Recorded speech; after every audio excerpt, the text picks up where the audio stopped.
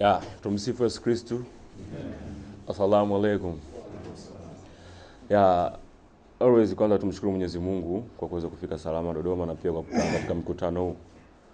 Lakini cha pili, kuelekea katika mchezo wetu wa kesho, ni mchezo wetu mgumu lakini mchezo wetu muhimu sana kuelekea katika kuweza kutafuta pointi 3 muhimu sana. Kwa hiyo sisi kama wachezaji tumejiandaa vizuri kuelekea katika mchezo wetu wa kesho kwa kuheshimu wapinzani wetu, kwa sababu mkubwa ni mkubwa tu always, kwa lazima tumheshimu.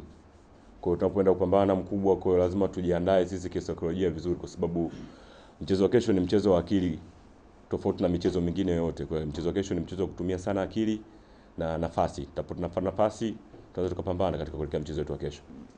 Naanza na kangu pale. Mpira sasa hivi umebadilika, of course.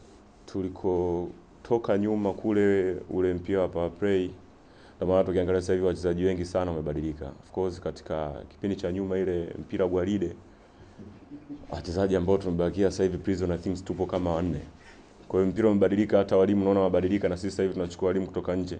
Kwa hiyo mpira unabadilika, lakini sometimes tunapoingia katika ile power play ya kuweza kupambana, tunapambana. Kwa hiyo jua hilo, sisi kama wachezaji viongozi au mimi kama mchezaji mwandamizi, huwa mara nyingi sana tunajaribu kuongea na wenzangu wote kuhusiana na mchezo husika ambao unakwenda kuelekea. Tuwe focused, tuna mechi ambayo tunaenda kukutana. Lakini kikubwa tunamheshimu mpinzani wetu.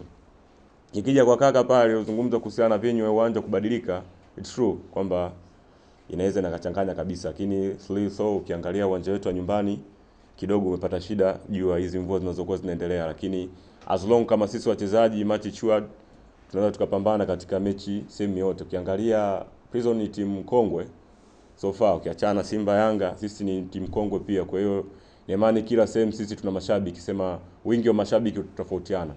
Kwa hiyo mental kwa kila mchezaji yuko sawa. So kwa hiyo tutoa hofu tu kwamba kila mchezaji yuko sawa kiakili kuelekea katika mchezo wetu wa kesho.